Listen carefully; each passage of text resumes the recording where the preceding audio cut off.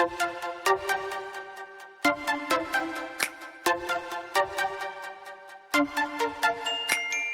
up? What's up? It's your girl Kira Shanice, and we are back here for another video. First of all, if you guys are new here, hit the likes up button. I think that's what it's called. Hit the likes up button, and yeah, like, comment, and subscribe down below. And you guys also can, if you want to, go check me out on Instagram.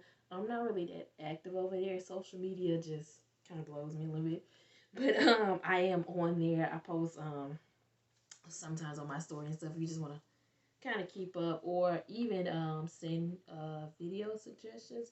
And shout out to one of my subscribers. He actually asked me to do a reaction video to the I think it had something to do with J. Cole. I haven't watched it yet because I want my reaction to be authentic. So if you're watching, I am working on that. I'm gonna get on that, and yeah, like, comment, and subscribe, y'all. So let's get on into this video.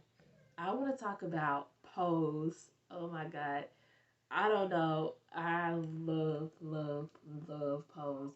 And I remember when I started watching Pose maybe about a year or so ago, I kept hearing, people talk about it on, online and stuff like this. And I was like, what's Pose? I knew it was about a show about, the LGBTQ plus community. I hope I'm saying it right. And at first, I was kind of hesitant to watch it, not because, I have anything against the community or anything, but I thought it was going to be one of those shows that kind of was like a mockery of, the community. But it was actually not. So from the first episode, I've been hooked. Anyway, um, we finna talk about season 3. Anyway, we about to talk about season 3, and let me tell you, I got my little notes. Anyway, season 3. My thoughts on season 3 thus far. I want to say, I think me personally, it started off with a bang. Like the first episode, I was like, yes, yes. I guess I can admit I was going through a bit of withdrawals from it, but it started off with a bang. Um, let's see. Thus far we got. I'm just gonna go off my little checklist, y'all. Lamar. I ain't wanna I haven't wanted to kick somebody's ass as much as I want to kick his ass. Like this season, Lamar is a total bitch. I liked him the last couple of seasons, but this season he a bitch. He didn't jump. He didn't just did away with. He got his own little house with his. They bad. I ain't gonna lie, they bad. They be walking. They be doing the thing, and he just taking ballroom to a whole nother level, and I don't mean in a good way. He has really come through and just kind of tainted the whole ballroom scene because it's all about the money now. And if you ain't getting paid, a lot of people ain't coming. They don't want to walk and this foolishness. What else? And we lost Cubby. The first episode we lost Cubby, and if y'all don't know who Cubby is, he was one of Electra's kids, and him and Lamar, they was really close. The two guys in the group in the House of Abundance, I think, yeah, Electra Abundance. Yeah, the two guys in the House of Abundance, and Cubby, he was the young, cute one, and the one that he was a bit of a follower. Like if Lamar did something, they was pretty much together all the time, and he was just so cute and so sweet. And I was like, oh man, why we gotta lose like out of nowhere? Like they really and let me back it up. I'm talking a little bit too fast. I know a lot of time has passed, but the storyline is kind of, and I know I've seen a lot of people, complaining about that, but I'm kind of here for it. I ain't gonna lie, but that whole losing Cubby situation, that kind of took me back because I was like, damn, he sick. I didn't even know he was sick. I didn't even know he had AIDS. I didn't even know he had it. So yeah, that kind of took me aback. And we got to see, a little bit of his backstory with him and his mom. His mom came. Everybody was just there for him in his final hours. Yeah, that was a pretty sad episode. I'm very emotional. Don't tell nobody. But yes, I am very. That show. When I say Pose knows how to, they know how to pull them emotions up out you. And I was like, even during the first couple of seasons, I found myself a lot of times like, I hope nobody catch me. I'm up in here crying, watching a damn TV show, but it was just that powerful to me.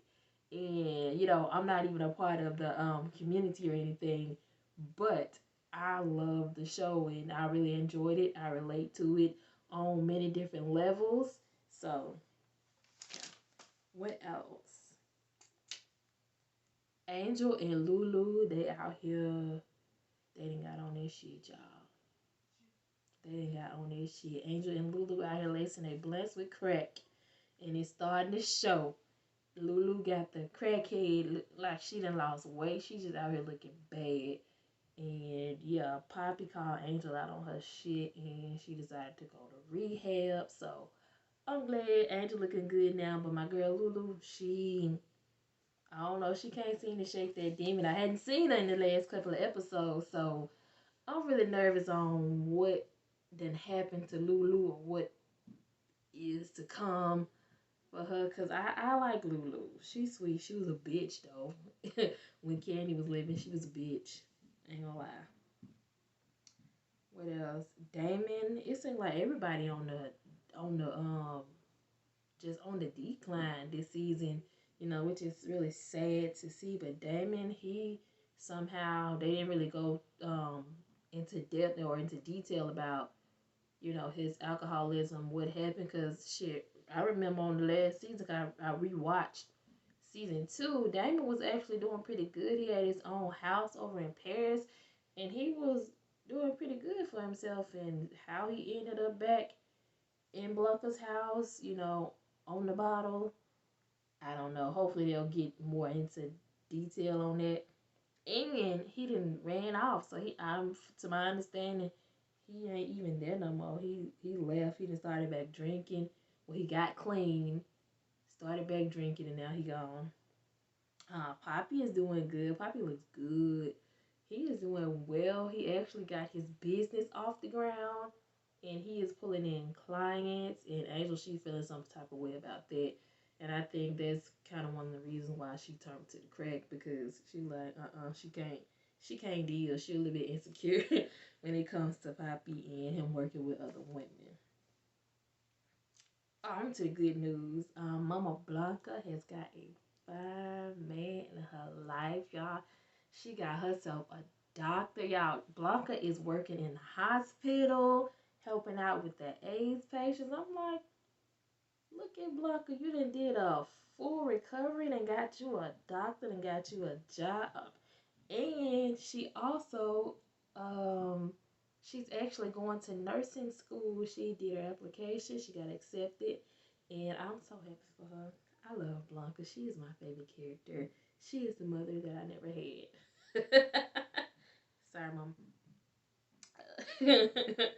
But anyway, she got her a man, and I mean a ride or die, like clean cut ride or die. He didn't help heal the body for her. Yeah, that little mess that Electra got into. Shit, was that first season? Yeah, and then came back to bite them in the booty, and he was there. He helped them get rid of the body. I mean, they didn't kill the man, and then, but I see it for them. What else? And also in this season, what I love the most about this season is that we get to see the backstories. I love nostalgia. I'm the nostalgia queen over here. I like that we actually get, to see the backstories of a lot of characters, because before the end, it was really just Damon that we actually got to see, interact with his parents and stuff. And this season, we actually get to see a little bit of backstory with Electra and her situation with her mom, and how she became, the bad bitch we know today. And how she kind of got her house together and the kids. We actually saw when she was out walking the piers, and she ran into Angel, Lamar, and Cubby. And they were some young babies. Then Angel had the little short hair because she was out there looking all cute and stuff. And Electra, she walked up to them. She was like, "What y'all doing out here?" And they was just telling her, giving her the rundown, like they had really had nowhere to go. And she wrote down the address, gave it to them, and she told them, "I'm your mother now." So, and shit, that was history. And we also get to see a little bit of Pray Tell, yes, Pray Tell's background, where he came from, how he became Pray Tell, because I think his mama name was calling him Prayful. So they took us all the way back.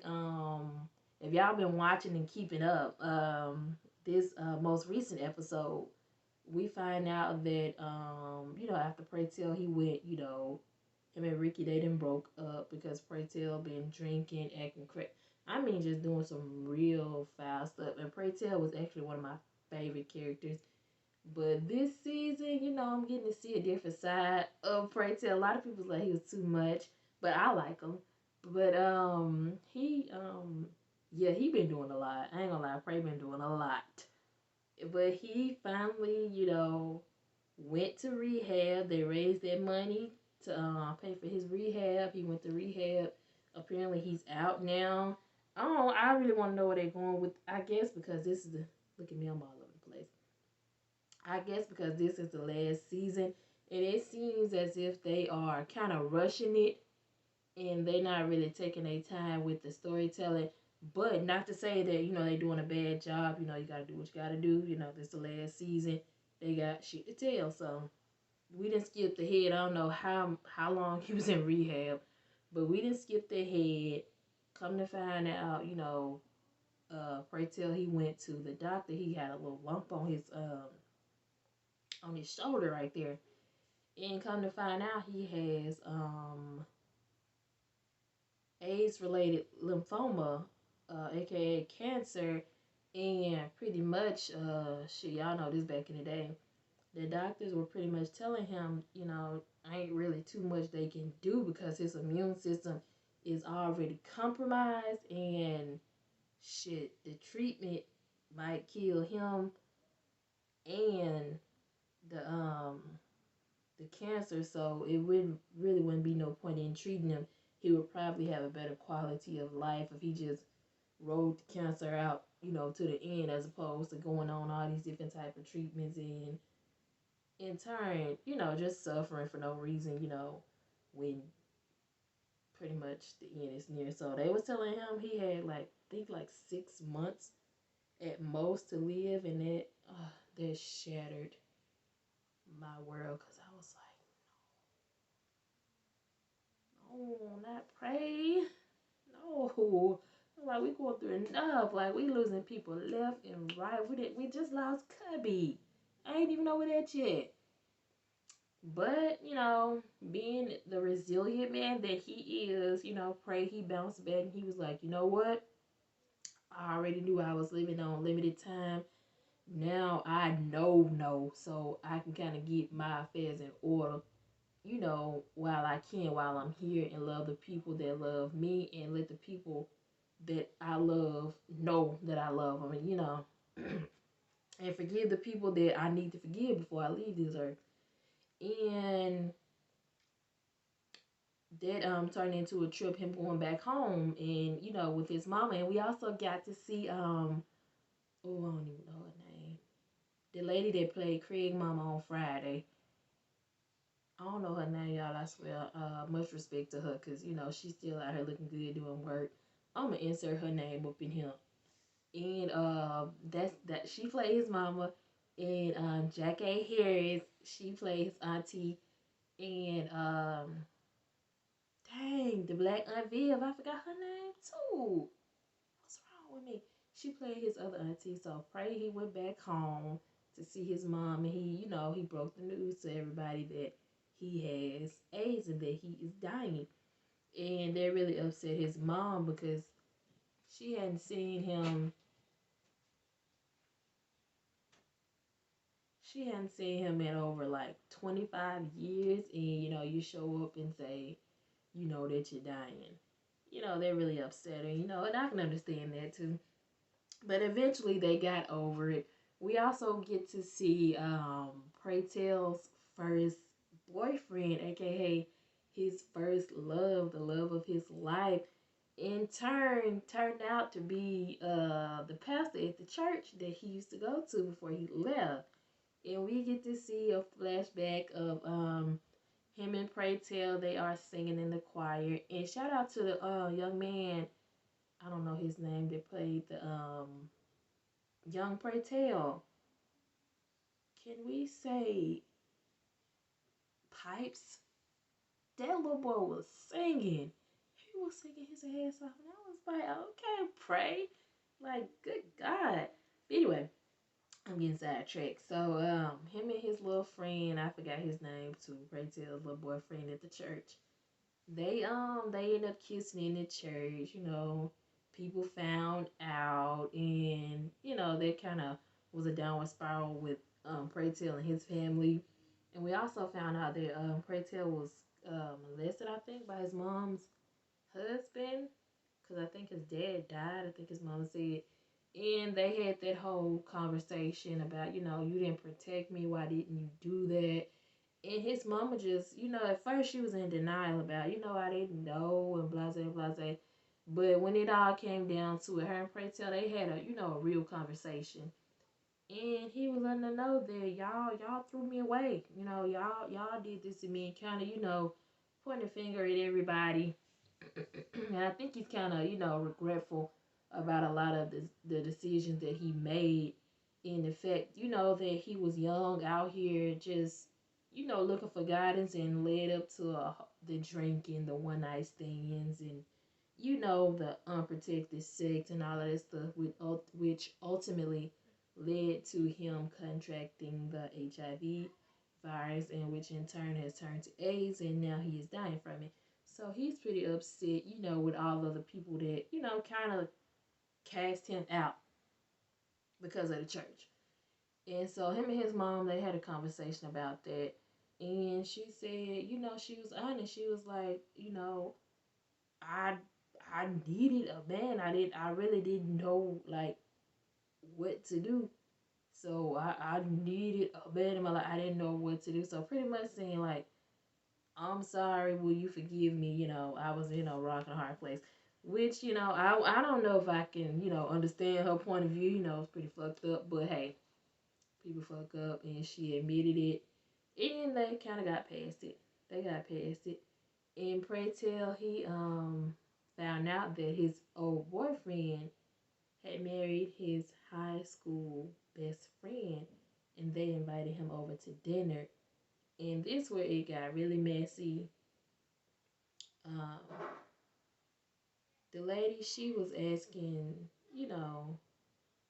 her and Pray Tell was talking after her husband left. She asked Pray Tell pretty much in the sense, what she need to do sexually for her man, and Pray Tell was like, baby, ain't nothing you can do to please that man in a sexual way because you married a homosexual man. He is gay. Like, ain't nothing you can do. Like, why you putting yourself through this? Like, and she was like, I believe in him. And he turned his life around. He's a preacher. He this, he that, he this. And, that kind of, that was sad to see, how the Bible and religion kind of got a lot of people fucked up and delusional. And you don't really think about it, in everyday life, but just listening to her try to, justify her marrying a gay man because of the Bible and this and that and the third. Like, if that man gay, he just gay. And, he's gay. Let it be. You knew he was gay. It ain't like he sprung this. You knew he was gay. You knew him and Pray Tell had sexual relations. He told you all the details, girl. Like, anyway. But Pray Tell and the guy, they went, his ex boo, they went walking in the park. They was talking like old times. And child, the pastor was like, you done brought up some old feelings in me, and I just can't fight them, and I regret, pretty much saying he regret, marrying that girl just because everybody wanted him to and trying, suppressing his own desires in a sense for everybody else. Like that man knew he was gay. And you can't really blame y'all been married all these, you can't really blame nobody for that. You knew you was gay. You knew you didn't want that lady. Both of them are as equally responsible for the mess that they done got themselves in. They got three kids, and one of them is a little small baby. So that's kind of fucked up. He was out there pretty much crying his regrets, telling Pray Tell he still love him. He the love of his life. He wish he had a went to New York with him, and he wanna go to New York. He wanna be with Pray Tell. Just telling him all type of shit he wanna hear. Then kissed them and everything. And Pray Tell was like, "Well, I'm done. I'm not trying to come back here and blow up your life. For 6 months with me, and I'll be gone." He was like, "That's my choice." And Pray Tell told him, "Well, I'm leaving. I'm going back home." I think he said Sunday, and the bus leaves at 5. And the man was like, "Well, I'm going to be there." And I was like, ain't no way.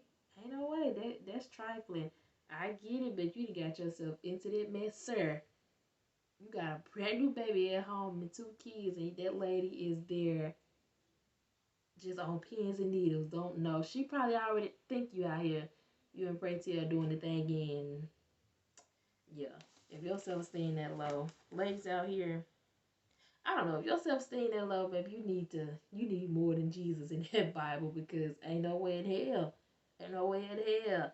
Male, female, trans, I don't care who you is. If I gotta know that my man is out with, he want you, I'm not finna be sitting at home wishing and hoping and praying that one day he want me like he want whatever he want. If it ain't you, it ain't you. Move on. Oh, and let me rewind it back. I skipped a part. We got to see Pray Tell in action at the church, baby. When I tell you, he put on a show. He put on a show. He sang that song, and when I say it just it was epic. I ain't gonna lie, it was epic. It was epic. He put on a show, and I was like, damn, bitch, that's the way to go. Anyway, we gonna fast forward to like toward the end of the episode. Pray Tell and his aunt, played by Jackie Harry or Jackie. Jackie Harry, they were eating at this little diner, and she actually brought up the idea of the power of attorney, and she was pretty much letting them know, like, look, we already know, thought about, you thought about this, and we got to get stuff together. So sign over the power of attorney, because I already know you got people that care about you and they love you, but if they're not blood related, they will not be able to carry out your final wishes. So sign over this power of attorney, and I promise you, whatever your final wishes are, I'm gonna make sure that happen, because she felt like she kind of owed him that much, being that she wasn't really there for him in a sense, when he really, needed somebody to stick up for him. She kind of just stood by and, turned a blind eye to everything that was going on. So they got that all figured out, and I think the episode ended there when Pray Tell went home. Yeah, Pray Tell went home. The episode ended there, and they were having this big dinner at Blanca's house, which was so sweet, and I loved it. And yeah, y'all, that's my thoughts on Pose. Like, this season, the third season, I think this is the best season thus far. The first 2 seasons were epic, but this season is a little bit, it's deeper. The first 2 seasons were all about the balls and having fun, all the crazy shit. But now we really getting into, some real shit, real situations on the third season. I'm really excited to see what holds for the next half of season 3 of Pose, aka the final season. And yeah, y'all just keep up with your girl.